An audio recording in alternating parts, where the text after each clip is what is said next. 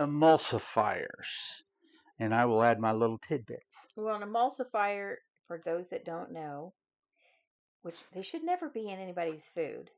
I, it's absolutely disgusting, but it is a chemical that forces two things that don't like each other to be one, such as, which is exactly what an emulsifier is in these cases. In food, it's oil and water. So everybody knows that oil and water does not mix. You can shake it, shake it, shake it, and it will separate immediately. So it was never meant to be apart togetherness. So they put in emulsifier, and the emulsifier likes water and oil, and so they bind them together, and it makes everything creamy, such as your ice creams, your salad dressings. um, Trying to think of something else that has.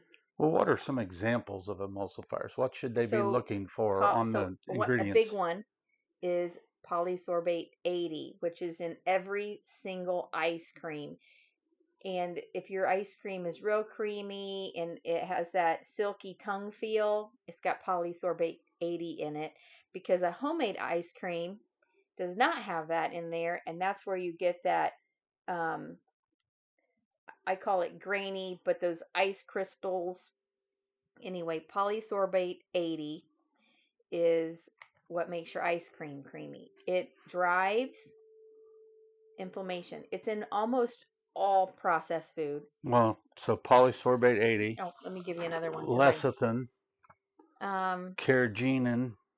well, and specifically polysorbate 80 is linked to inflammation of the gut, and that actually starts a cascade of all kinds of health issues. Well, she looks But for these. Oh, another sorry. emulsifier is so natural emulsifiers are egg yolks. So that is a natural emulsifier. So when you make your own mayonnaise and you put oil in it and then you want to make that into mayonnaise and creamy, an egg yolk is a natural emulsifier. Monoglycerides, polysorbates are unnatural, and they're found in mayonnaise, ice cream, and salad dressings. And that makes that oil and water emulsion stable. And so the thing that you have to watch out from the health perspective for this, if you have skin issues, if you have irritable bowel, if you have things that are, how should I say, gastrointestinal problems. When you look at the gut, the lining inside that slime layer that's inside the gut is actually partially made up of fats. And so is the lining of the intestine. And actually, if you think about this, your cells, the bilipid layer around the cell is fat. And so anytime you're taking these emulsifiers in, especially if you're taking them every day, there's a thing that says dose makes the poison. That's great, but what's the dose? And when you're dosing with it, we have had patients in the past who are sick and ill, and they will be eating ice cream every night. And once we get them off of the ice cream, then the gut has a chance to heal. Because when you're doing that, you keep breaking it down and keep breaking it down and keep breaking it down, and then it's never allowed to come back. So, from a health perspective, emulsifiers, especially when they're in the forms of these artificial or petroleum derived emulsifiers, the body's just not made to deal with those. What are some of the health risks that they have seen that are linked to these emulsifiers and the consumption of these emulsifiers? So inflammation of the gut, inflammation of the bowels, so irritable bowel disease, Crohn's, ulcerative colitis, metabolic disorders like drives the obesity epidemic, type 2 diabetes, and other metabolic issues. So systemic inflammation, which has all kinds of makes all kinds of problems in the body. Um, but the number one thing is inflammation. So lecithin is what's found in egg yolks, which is natural. Other than that, most of them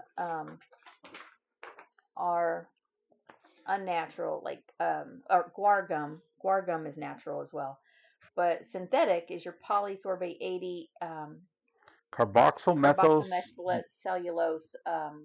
If that's even how you say it. Yeah.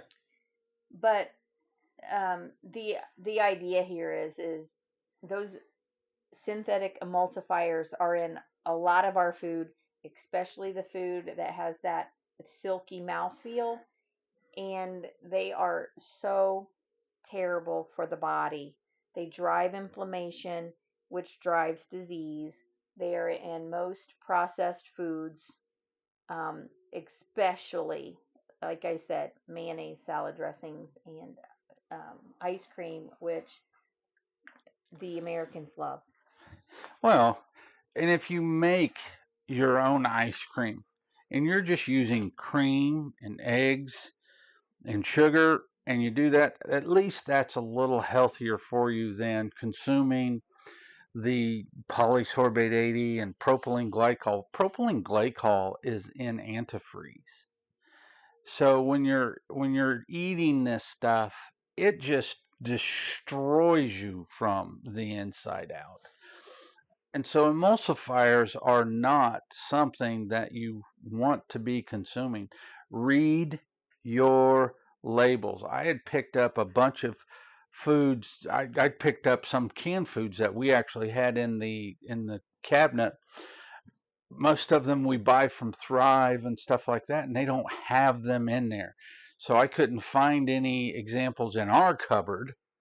Well, I was going to say that I don't think there's anything that we even buy in a can except for some tomatoes in the wintertime. We buy tomatoes and tomato juice and maybe olives, but we usually try to get those in the jar.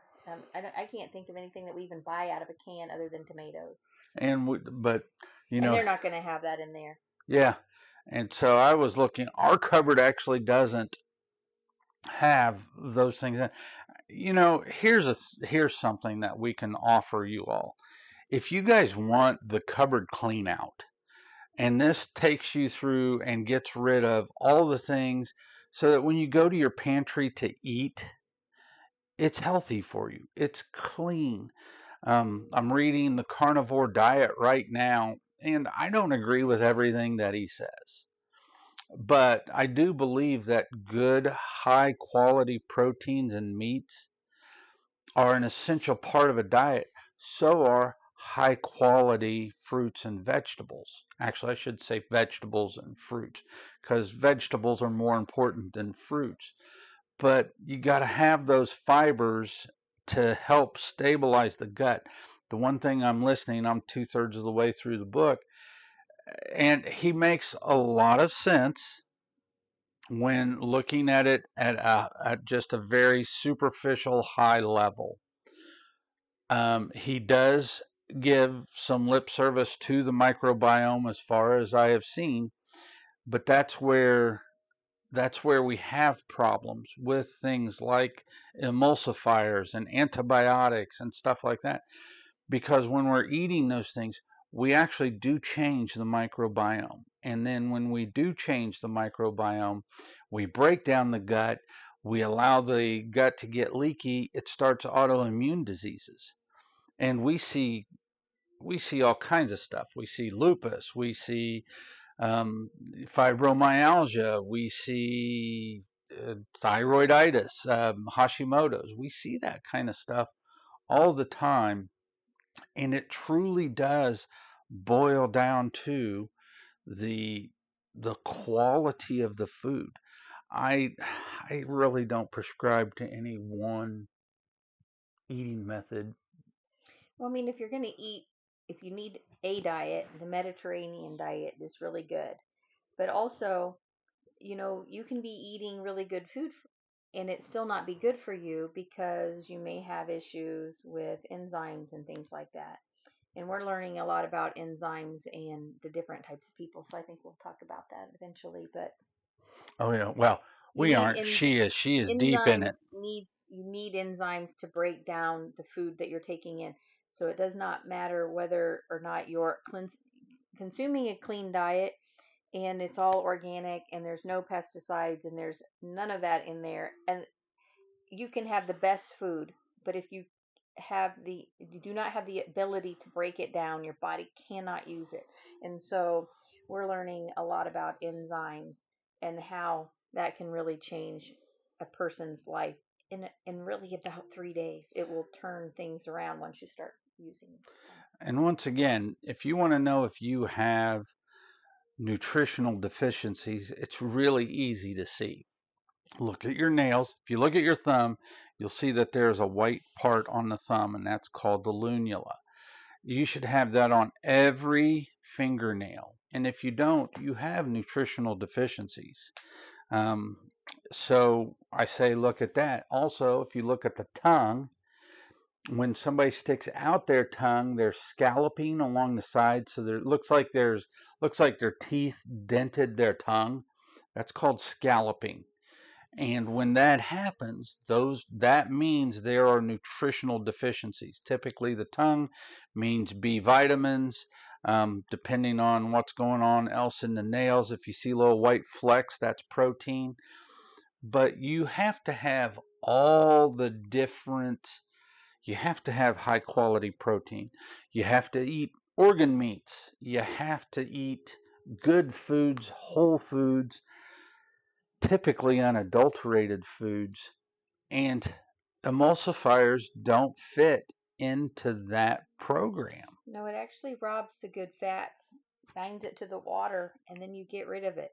So it's doing your body a disservice because you don't those chemicals don't stop working just in that food. They hit your body and then they're going to react with all the other things inside of your body. So, with that being said, if you want the cupboard clean out, I'd be happy to email you the PDF. Just reach out to mrsindianabackdoc@gmail.com or Dr. Miller, Dr. Miller, Dr. Miller at Integrated Health of Indiana, and email I want the cupboard clean out, and we'll send you the PDF. And that allows you to set your cupboard up to be your real medicine cabinet. Remember, who was it, Hippocrates, that said, let food be thy medicine? I forget who said it, but basically, food is medicine. And it's either medicine that breaks you down or it's medicine that builds you up. And you get that choice. You get the choice on whether or not to take the hit. So, once again, here's another little thing that's a knock against conventional foods, and it's just not healthy or good for you.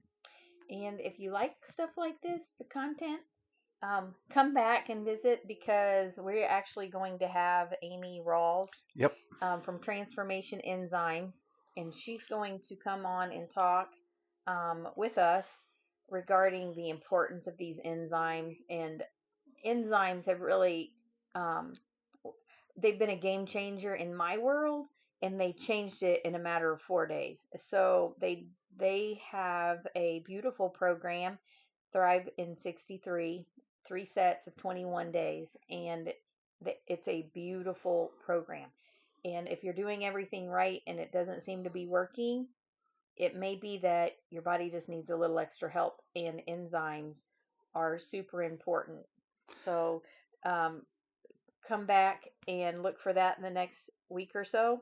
And we look forward to bringing Amy along and allowing her to share because she's a beautiful storyteller and has lots of information. An easy way to do that, hit like, subscribe. That way you get notifications when we put things out.